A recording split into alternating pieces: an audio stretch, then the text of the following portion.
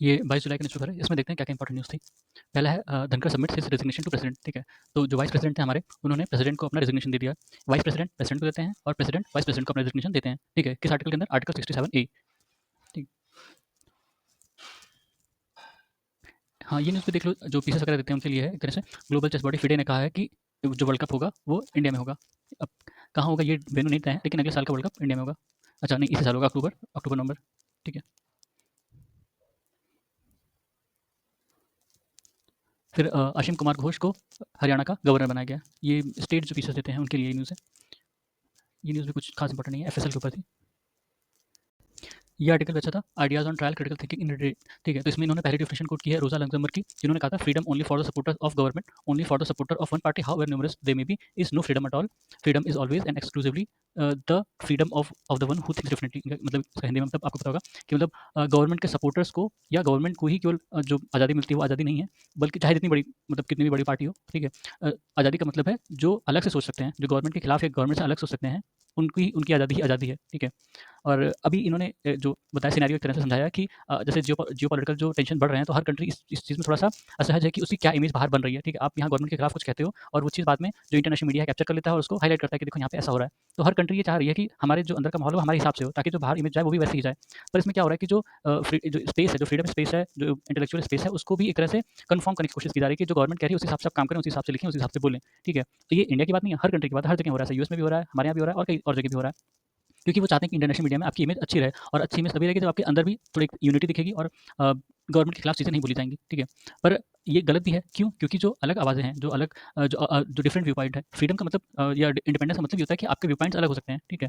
और उस पे आपको कुछ भी नुकसान नहीं पहुँचाया जाएगा, लेकिन जो भी खिलाफ बोलने की कोशिश करता है, उस पे कोई ना कोई कार्रवाई हो जाती है, कोई ना कोई बैनिशमेंट लग जाता है, कुछ ना कुछ उसके खिलाफ होने लगता है, ठीक है। कभी-कभी एंटी नेशनल कह दिया जाता है। तो ऐसे ही एक हैना हैना अरेनेट जो एक फिलॉसफर थी, उन्होंने कहा था कि ये जो है ऑपरेसिव रिजिम है, ये सही नहीं है, ठीक है। और इसमें जो सिटीजन्स हैं वो अपनी प्राइवेट लाइफ में चले जाएँगे और जो पब्लिक स्पेस है वो खाली हो जाएगा और उसमें सिर्फ गवर्नमेंट ही जो चाहेगी वो करेगी फिर, ठीक है। क्योंकि फिर लोगों की सोचने, जानने की, इंक्वायर करने की क्षमता खत्म हो जाएगी या कम हो जाएगी, अपने आप से वो रिट्रीट कर लेंगे कि हमें ये सब चीज़ के बारे में जानना सोचना ही नहीं है, जो कि सही नहीं है। तब सोसाइटी धीरे-धीरे डिग्रेड करने लगेगी, ठीक है। नोआम चॉम्स्की ने कहा था कि अगर आप गवर्नमेंट के हिसाब से सोच रहे हैं, कर रहे हैं और जो गवर्नमेंट चाह रही है उसको उसको कन्फर्म कर रहे हैं हमेशा, तो एक तरह से ये आपकी मर्ज़ी नहीं है, ये मैन्युफैक्चर्ड कंसेंट है। आप वही कर रहे हैं जो गवर्नमेंट आपसे कराना चाह रही है, ठीक है। ये सिर्फ डेमोक्रेसी देखने में है, ये है नहीं, ठीक है। मतलब आपको लगेगा कि हाँ, आप गवर्नमेंट को इलेक्ट कर रहे हैं, गवर्नमेंट आ रही है, आपके हिसाब से काम कर रही है, फिर वो चली जा रही है, फिर आप दूसरे को वोट कर रहे हैं या वोटिंग हो रही है और आप कहोगे कि नहीं, ये तो डेमोक्रेसी है, पर ये डेमोक्रेसी नहीं है। अगर आप गवर्नमेंट के खिलाफ नहीं बोल सकते हैं, तो वो डेमोक्रेसी कहाँ गई? वो डेमोक्रेसी नहीं हुई। इसका ये मतलब भी नहीं है कि आप इंटरनेशनल एक्टिविटीज़ में शामिल हो जाइए, लेकिन एक डिफरेंट व्यू पॉइंट सबका होना चाहिए, होता भी है, ठीक है। और ज़रूरी नहीं कि सारे व्यू पॉइंट जो हैं वो एंटी नेशनल हों, ठीक है। तो गवर्नमेंट या जो ये संस्थाएँ हैं जो इन्फोर्स करती हैं, उनको भी देखना चाहिए इस हिसाब से कि जो व्यू पॉइंट है वो कितना, वो मतलब उनके इमेज के लिए अच्छा है, सिर्फ ये देख रहे हैं कि इमेज के लिए अच्छा बुरा है, या इन जनरल वो अच्छा है या बुरा है, ठीक है। तो ये ऐसे के हिसाब से ठीक अच्छा आर्टिकल है, आप इसको पढ़ सकते हैं, इसे व्यू पॉइंट उठा सकते हैं, डेफिनेशन उठा सकते हैं। फिर है at FTA heard the promise of global capacity centre, ठीक है। ग्लोबल कैपेसिटी सेंटर्स, आप जैसे जो एमएनसीज़ होती हैं, उनके जो पहले बैक ऑफिसेज़ होते थे, उन्हीं को एक तरह से बढ़ा दिया गया है। अब वो मदद करते हैं उस सेक्टर में, ठीक है। मान लीजिए कि जैसे माइक्रोसॉफ्ट का जो यहाँ पे ग्लोबल कैपेसिटी सेंटर होगा, तो जो भी उसकी सर्विसेज़ होंगी वो अवेलेबल होंगी उस सेक्टर के लिए, उन वहाँ पर जहाँ पर भी वो बना हुआ है, ठीक है। तो हर एमएनसी का ऐसा बैक ऑफिस होता है और वो मदद करती है वहाँ पे। तो इस आर्टिकल में ये हाइलाइट करने की कोशिश की गई इंडिया और यूके के सेंस में कि जो उनके ग्लोबल कैपेसिटी सेंटर्स हैं वो अलग-अलग सेंटर्स में, अलग-अलग डिस्ट्रिक्ट में, जगहों पर बने हैं और वो कैसे मदद कर रहे हैं, ठीक है। इसमें बेसिकली जो इंडिया और यूके का कोऑपरेशन है अलग-अलग फील्ड में, उसको दर्शाने की कोशिश की गई इस आर्टिकल में, ठीक है। फिर है the threat to India's great power status. India का ग्रेट पावर स्टेटस क्या है? मतलब एक तरह से हम ग्रेट पावर बनना चाह रहे हैं, अभी बने नहीं हैं। तो उसमें बता रहा है कि क्या चीज़ें हैं जो थ्रेट हो सकती हैं। एक ये बता रहा है कि जैसे ट्रंप ने अभी पहले इज़राइल ने हमला किया था, इज़राइल ने ईरान पर हमला किया। फिर ट्रंप ने भी उसका साथ दे दिया, ट्रंप ने भी किया, ठीक है। अब मैक्सिमम केस क्या हो सकता है कि ईरान जो है वो खत्म हो जाए, ईरान डिसमेंबर्ड हो जाए, ईरान जो है कह सकते हो कि एज़ अ कंट्री ना सर्वाइव करे। तो इसमें नुकसान किसका होगा? इसमें कह रहा है कि ज़्यादा नुकसान इंडिया का होगा। क्यों? ईरान जैसा भी है, इंडिया का एक अलाई है, ठीक है। और वो जो सेंट्रल ईस्ट मतलब मिडल ईस्ट है और उसके अलावा जो कंट्रीज़ है, वहाँ पर भी एक पावर पॉइंट, ठीक है, पावर सेंटर है। तो उसका भी एक अपना इन्फ्लुएंस है, मतलब इन्फ्लुएंस और स्फेयर है, ठीक है। जो आस-पास की कंट्रीज़ हैं या मुस्लिम वर्ल्ड में इंडिया की वॉइस भी बन जाता है, कभी-कभी इंडिया की तरफ से बोल देता है। हाँ, अगर ईरान खत्म हो गया, ईरान एग्ज़िस्ट नहीं किया, फिर इंडिया के लिए क्या दिक्कत होगी? तब ट्रंप अभी तो मतलब यूएस अभी इंडिया का दोस्त, ऐसा वो प्रिटेंड करता है कि हाँ, हम इंडिया के फ़ेवर में हैं, इंडिया के मतलब इंडिया की जो इंटरेस्ट है उसके लिए काम कर रहे हैं। पर बेसिकली देखा जाए तो यूएस क हमेशा अपने इंटरेस्ट के लिए काम करता है, ठीक है। जो सत्य है हमेशा कि यूएस अपने इंटरेस्ट को, वरना ऐसा ऐसा क्यों है कि आज तक यूएस जो है वो पाकिस्तान को फंड दे रही है, जबकि उसको पता है कि maximum terrorist organisation Pakistan based है या पाकिस्तान सपोर्टेड है, फिर भी वो उनको सपोर्ट पाकिस्तान को लोन वगैरह देती है, मतलब सपोर्ट करती है, वेपन से सपोर्ट करती है।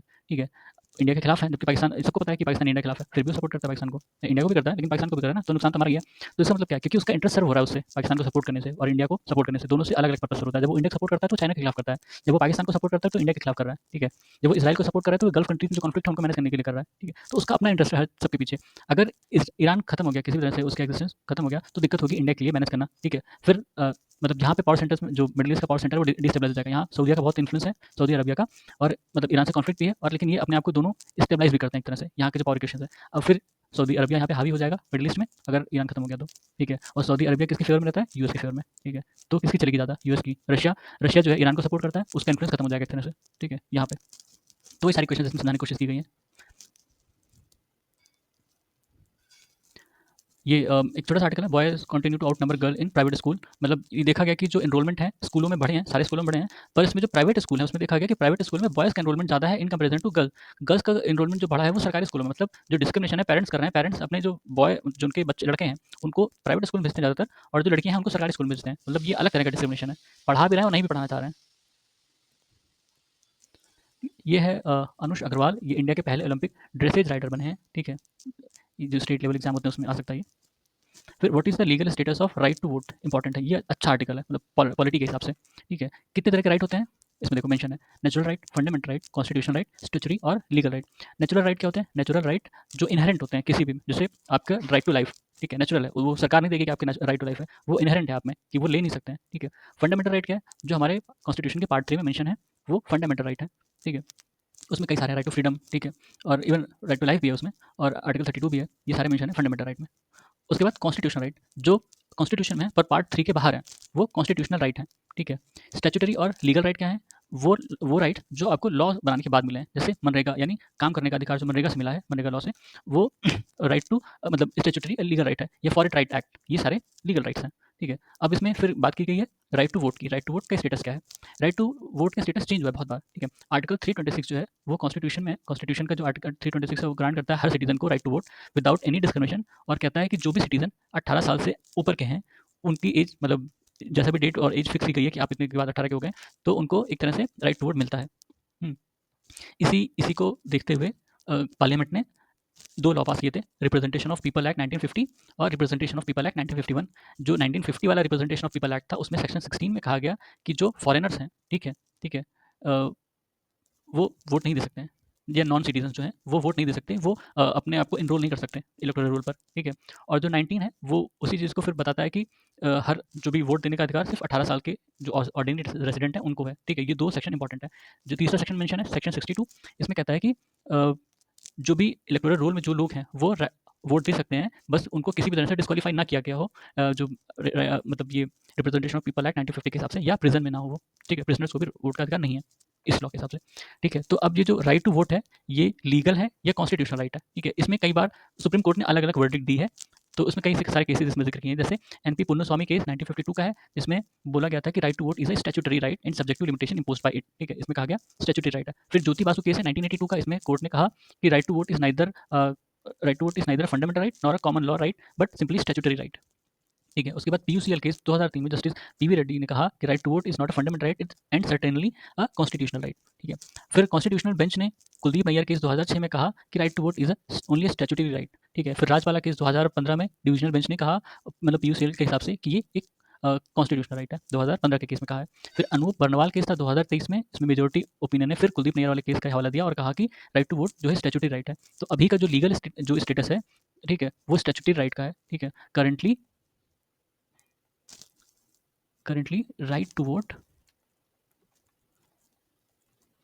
Is statutory right. ठीक है,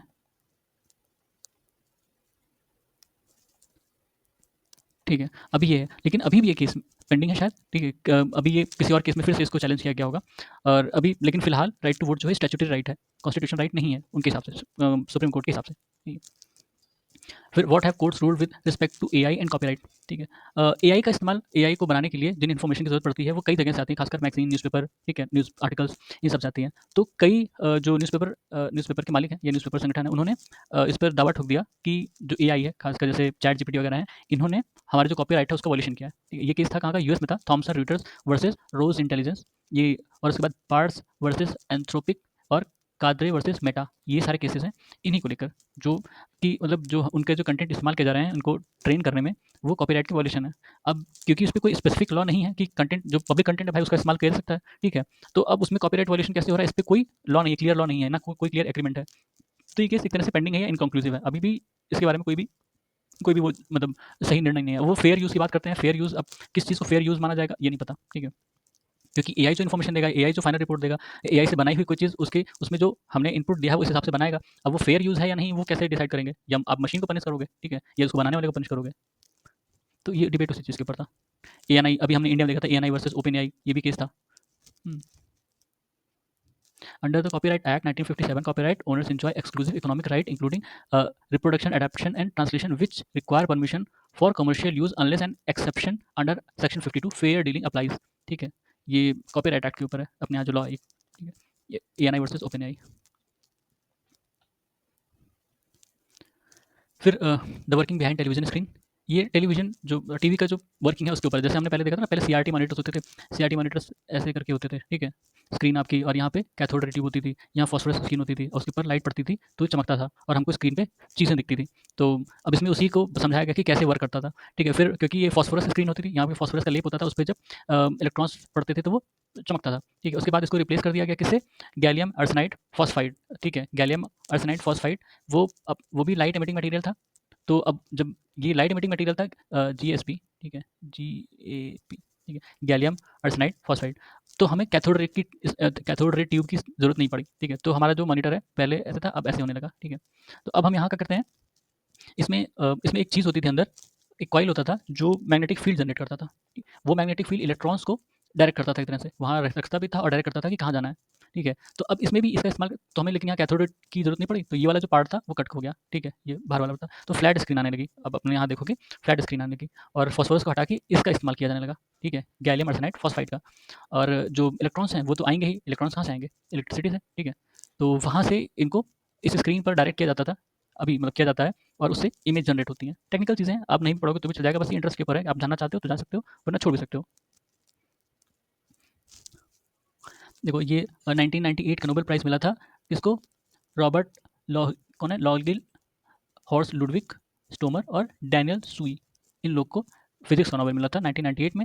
इन लोगों ने एक पार्टिकल खोजा था जिसको कहते थे क्वांटम हॉल स्टेट, ठीक है। क्वांटम हॉल स्टेट तब होता है जब मतलब जब टेम्परेचर बहुत लो हो, तो कुछ इलेक्ट्रॉन्स होते हैं वो अलग तरह से बिहेव करते हैं, ठीक है। और उनके जो चार्ज होते हैं वो 1/3 होते हैं नॉर्मल इलेक्ट्रॉन के चार्ज के, ठीक है। और वो जो कोई भी मटेरियल होता है उसके एज पे मिलते थे। इन्हीं इन्हीं इसी मटेरियल इसी इसी इसी को खोजने के बाद इनको क्या कहते हैं, ये नोबेल प्राइज़ मिला था। इनको एनियंस कहते हैं, इन मटेरियल्स को एनियंस, ठीक है। एनियंस की खोज के लिए इनको नोबेल प्राइज़ दिया गया था। एनियंस का इस्तेमाल कहा जा रहा है कि क्वांटम कंप्यूटर में बहुत मदद करेगा, ठीक। उनकी जो पर्पस है वो बहुत अच्छा, ठीक है। एक ये भी है वुल्फ प्राइज़। वुल्फ प्राइज़ किसके क्षेत्र में मिलता है, फिजिक्स के केस में, ठीक है। एक है जैनेंद्र जैन, 2025 का वुल्फ प्राइज़ इनको मिला है, याद रखना, पीसीएस वगैरह में इंपॉर्टेंट है। Wolf Prize Jainendra Jain 2025 physics में दिया जाता है, ठीक है।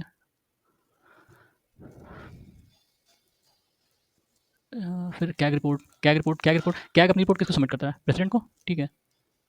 कैग प्रेसिडेंट को देंगे, प्रेसिडेंट को रिपोर्ट सबमिट करेंगे। प्रेसिडेंट किनको रिपोर्ट सबमिट करते हैं, वो लोकसभा में देंगे।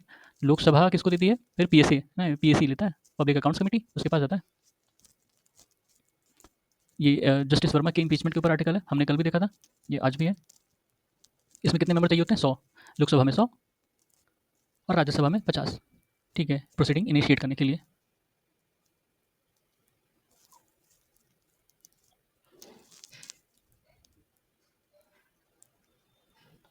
फिर इसके बाद एक कमेटी बनेगी, कमेटी में कौन कौन होगा, देखो एक कमेटी बनेगी, कंप्राइज सीनियर जज of supreme court, a sitting chief justice of high court and distinguished jurist will then probe the charges level against justice Verma. It will be asked to come out in report in 3 month. अच्छा चलो, inquiry report बनाएंगे वो, उसके बाद ही फिर अगर उनके हिसाब से सही है तो फिर प्रोसीडिंग आगे बढ़ेगी। फिर यह इनकम टैक्स बिल जो लोकसभा में भी पेश किया गया, इसके ऊपर है ये। इसमें जो इनकम टैक्स ऑफिसर होते हैं या जो भी रेड करने जाते हैं, वहाँ पर उनको उनको कुछ नई पावर्स दी गई हैं। जैसे कि कहा गया कि अगर वो जहाँ पर मतलब जहाँ पे रेड किए हैं, उनके पास अगर कुछ भी टेक्निकल इन्फॉर्मेशन है, टेक्निकल डॉक्यूमेंट है जिनमें मान लो कि पासवर्ड प्रोटेक्टेड है, तो वो चीज़ उनको बताना होगा, जिनका जो और पहले शेयर करना होगा और बताना होगा कि मान लो कि पासवर्ड है तो आपको पासवर्ड बताना होगा, ठीक है? और वो ज़रूरी नहीं कि आपके ही उसमें एक्सेस करेंगे, वो उस फाइल को किसी भी अलग डिवाइस में एक्सेस कर सकते हैं। इसमें नई पावर्स दी गई हैं, तो इसी पर लोगों को आपत्ति है। फिर संजय कौल आईएएस ऑफिसर हैं, जिनको मैनेजिंग डायरेक्टर बनाया गया है। Managing director and group chief executive officer of Gujarat international finance tech city, जो गिफ्ट सिटी है गुजरात में, ठीक है? उसका ये इंडिया की पहली इंटरनेशनल फाइनेंस सर्विस सेंटर है और एक तरह से स्मार्ट सिटी है गांधीनगर में। फिर निसार सैटेलाइट काफ़ी दिन से न्यूज़ में है। ये नासा और इसरो का कोलैबोरेशन है सार के लिए, सिंथेटिक अपर्चर रडार सैटेलाइट के लिए, ठीक है? और ये 30 जुलाई को लॉन्च, मतलब इसका शेड्यूल है कि 30 जुलाई को लॉन्च करेगा। इसमें क्या-क्या चीज़ें हैं? NISAR can detect even small change in earth surface such as ground deformation, ice sheet movement, vegetation dynamic, ठीक है? Further application include sea ice classification, ship detection, shoreline monitor, ठीक है? तो ये सब पढ़ लेना, एग्ज़ाम में पूछने की क्या-क्या कर सकती है सैटेलाइट, ठीक है? ये एस बैंड यूज़ करेगा, ठीक है? ISRO S band using NASA's L band और एस बैंड, नासा का एल बैंड है और इसरो का एस बैंड है, ठीक है? निसार इसका फुल फॉर्म। और कौन सा सैटेलाइट जाएगा? जीएसएलवी F-16, ठीक है? और निसार सैटेलाइट, इसका वेट उतना इंपॉर्टेंट नहीं, इसका यूजेज इंपॉर्टेंट है, ठीक है? एसएआर। फिर ये ओडिशा हरासमेंट केस, इसमें पॉश का हमेशा नाम आता है, प्रिवेंशन ऑफ मतलब वर्क प्लेस हरासमेंट, ठीक है? सेक्सुअल हरासमेंट के अगेंस्ट है। फिर सीबीएसई ने इंस्ट्रक्ट किया है कि जितने भी स्कूल हैं वहाँ पे सीसीटीवी कैमरास, हाई रेजोल्यूशन के सीसीटीवी कैमरास होने चाहिए। फिर ये स्कीम है प्राइम मिनिस्टर इंटर्नशिप स्कीम, जो कि मतलब बजट के टाइम इंट्रोड्यूस की गई थी 2024-25, मतलब पिछले साल। और इसमें कहा गया था कि अगले 5 सालों में 500 कंपनीज़ 1 करोड़ युवकों को इंटर्नशिप देगी, ठीक है? तो कई सारे जो कंपनीज़ थी उन्होंने इंटर्नशिप दिया है और कुछ लोगों ने जॉइन किया, ठीक, उसी के ऊपर ये न्यूज़ है। फिर इंडेक्स ऑफ 8 कोर इंडस्ट्रीज़ ग्रू, ठीक है? ये जो 8 कोर इंडस्ट्रीज़ हैं अपने यहाँ, उसमें कौन-कौन सी कंपनीज़ हैं? कौन-कौन सी इंडस्ट्रीज़ हैं? रिफाइनरी है, ठीक है? रिफाइनरी, इलेक्ट्रिसिटी इलेक्ट्रिसिटी और स्टील और coal, crude oil, natural gas, cement और फर्टिलाइज़र। इनका जो वेटेज है ना, जो हमारे यहाँ आईआईपी होता है, इंडेक्स ऑफ इंडस्ट्रियल प्रोडक्शन, उसमें 40% के आसपास है, ठीक है? 40%, आईआईपी का 40%, ठीक है? और इसमें सबसे ज़्यादा वेटेज रिफाइनरी का है, इस समय 28 के आसपास है ये। सेकंड पे इलेक्ट्रिसिटी आपका 19.85 के आसपास, ठीक है? और फिर स्टील है थर्ड नंबर पर 17%, 17.92 यानी 18 समझ लो। हाँ, तो ये इंपॉर्टेंट है, कई बार पूछ लेता है कि सबसे ज़्यादा किसका वेटेज है इसमें? रिफाइनरी, अभी रिफाइनरी का सबसे ज़्यादा है। फिर यहाँ कोई इंपॉर्टेंट न्यूज़ नहीं थी, ये तो पॉलिटिकल है।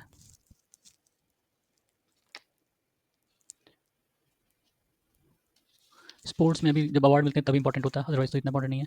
हाँ, ये अर्थक्वेक के ऊपर है, ह्यूमन इंड्यूस्ड अर्थक्वेक्स, ठीक है? तो इसमें बताया कि जैसे अर्थक्वेक होता है नॉर्मली वो नेचुरल माना जाता है, नेचुरल कॉजेज से आकर करता है, प्लेट टेक्टोनिक की मूवमेंट होती है और अर्थक्वेक होता है, लेकिन ऐसा हमेशा नहीं होता। कई बार होता है कि ह्यूमन एक्टिविटीज़ के कारण जो होते हैं उनको ह्यूमन इंड्यूस्ड अर्थक्वेक कहते हैं, ठीक है? और ऐसा कई बार हुआ, पिछले 150 सालों में ऐसे 700 केसेस हैं जब ह्यूमन इंड्यूस्ड अर्थक्वेक हुआ है।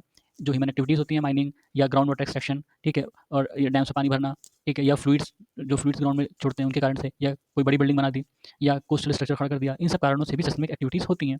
ठीक, अभी एनसीआर में देखने को मिला कि एनसीआर में फ्रीक्वेंसी बढ़ी है स्मॉल अर्थक्वेक की, ठीक है? क्यों बढ़ा है ऐसा? क्योंकि एनसीआर के आसपास जो रीजन है वहाँ पे वाटर एक्सट्रैक्शन बहुत बहुत मतलब अच्छे लेवल पर हुआ है। तो जब आप वाटर एक्सट्रैक्ट करोगे, जो प्रेशर मेंटेन्ड है 2 उसके बीच में, वो जब पानी यहाँ से हटा लिया, तो अब क्या कहते हैं, यहाँ सिस्मिक एक्टिविटी शुरू हो जाएँगे, ठीक है? नीचे धंस जाएगा जो भी होगा, तो उसके कारण से अर्थक्वेक आएगा आता है और उसकी फ्रीक्वेंसी बढ़ सकती है, उसकी इंटेंसिटी भी बढ़ सकती है आने वाले समय में, अगर वो वाटर लेवल मेंटेन नहीं किया गया। इसके अलावा जो डैम्स के कारण होता है, डैम्स के कारण आपने सुना होगा कोयना डैम महाराष्ट्र में है, ठीक है? कोयना डैम महाराष्ट्र में ये 1967 में यहाँ पे अर्थक्वेक आया था, कोयना डैम के कारण आया था और उसमें कई लोग मरे थे, करीब 200 लोग, ठीक है? 180 लोग, ठीक है? 180 से ज़्यादा लोग मरे थे।